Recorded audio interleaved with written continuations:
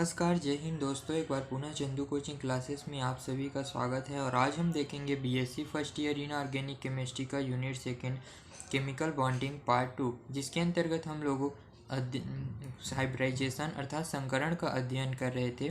उसके अंतर्गत हम लोगों ने sp और sp2 तथा sp3 संकरण का अध्ययन किया।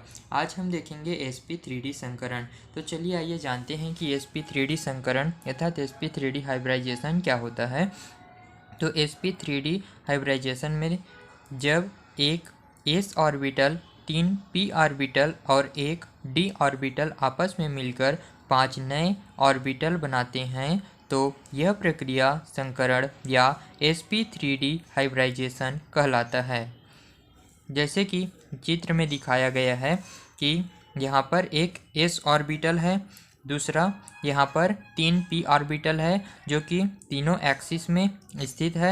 z एक्सिस, y एक्सिस और x एक्सिस तीनों एक्सिस में स्थित है। इस प्रकार से यहाँ 3 ऑर्बिटल, यहाँ s एक ऑर्बिटल और यहाँ पर एक d ऑर्बिटल है। जब इन तीनों ऑर्बिटलों को मिलाया जाता है तो प्रक्रिया sp3d संकरण कहलाता है। फलस्वरूप स्ट्रक्चर इस प्रकार से निर्मित हो जाता है।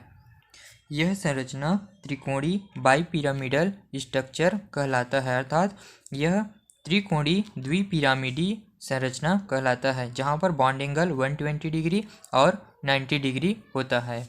इसे हम शब्दों के रूप में देखते हैं तो हम पाते हैं कि सबसे पहला कहता है कि 5 हाइब्रिड ऑर्बिटल में से 3 एक ही तल में 120 डिग्री का एंगल बनाते हुए व्यवस्थित हो जाते हैं, अर्थात यहाँ पर जो ऑर्बिटल है वह 120 डिग्री का एंगल बनाते हुए व्यवस्थित हो जाते हैं।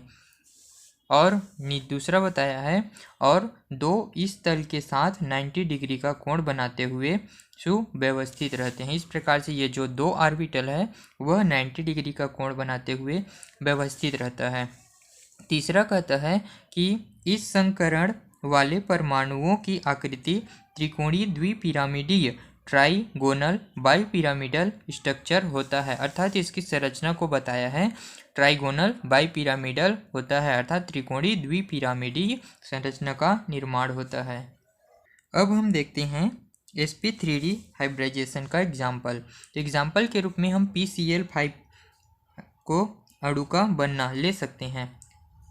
तो यहाँ पर P फास्फोरस जिसका परमाणु क्रमांक 15, इसका electronic configuration 1s2 2s2 2p6 3s2 3p3 जो कि ग्राउंड स्टेट में है। और जब हम एक्साइटमेंट स्टेट में देखें तो इसका इलेक्ट्रॉनिक विन्यास परिवर्तित हो जाएगा। ग्राउंड स्टेट में इसका इलेक्ट्रॉनिक विन्यास 1s में 2, 2s में 2 और 2p में 4, 2 6 और 3s में 2 और 3p में 3 इलेक्ट्रॉन है। किंतु जब हम एक्साइटमेंट स्टेट में देखते हैं तो 1s में 2, 2s में 2, 2p में 6 और 3s में 1, 3p में 3 और 3d में 1 इलेक्ट्रॉन हो जाता है, क्योंकि यहाँ पर जो 3s का इलेक्ट्रॉन है वह उत्तेजित होकर के 3d ऑर्बिटल में प्रवेश कर जाता है। तो ये जो इलेक्ट्रॉन है, जो 3s का इलेक्ट्रॉन है वह 3d में चला जाता है। चूँकि क्षमा चाहूँगा, इधर गलती हो गया, इधर इलेक्ट्रॉन नहीं आएगा क्योंकि ये 3d ऑर्बिटल है और 3d ऑर्बिटल में इधर कोई भी इलेक्ट्रॉन नहीं है। तो ये उत्तेजित होगा तो यह 3d ऑर्बिटल में 3s का इलेक्ट्रॉन 3d में चला जाएगा।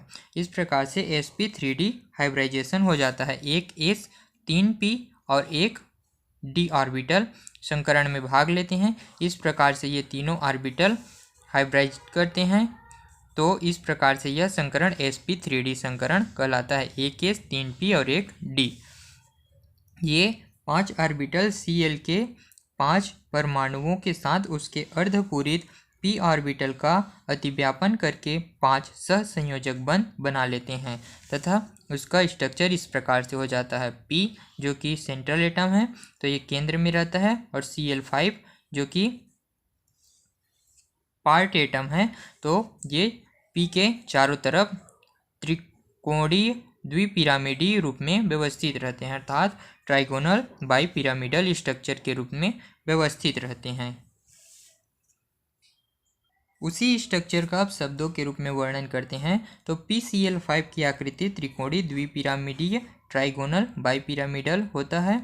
और दूसरा कहता है यह एक असममित असिमेट्रिकल संरचना है, इसीलिए यह अस्थायी होता है, अर्थात जो PCl5 का जो स्ट्रक्चर है वह अस्थायी होता है, अर्थात परिवर्तित होते रहता है। तीसरा क्या आता है, इसीलिए PCl5 बहुत अधिक क्रियाशील होता है। चूँकि यह अस्थायी होता है, इस कारण से जो PCl5 है वह बहुत अधिक क्रियाशील रहता है। इस प्रकार से हम लोग अब PCl5 का स्ट्रक्चर को देख लेते हैं,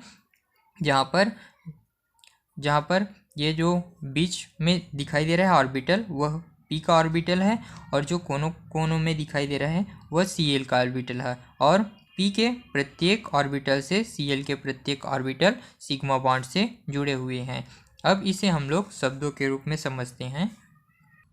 चित्र में प्रत्येक क्लोरीन जो है P ऑर्बिटल से सिग्मा बॉन्ड से जुड़े रहते हैं। इस प्रकार से यहाँ पर 5 सिग्मा बॉन्ड का निर्माण होता है, 1 2 3 4 और ये 5 सिग्मा बॉन्ड का निर्माण होता है। इस प्रकार से हम लोगों का ये जो sp3d हाइब्रिडाइजेशन है वह कंप्लीट हो जाता है।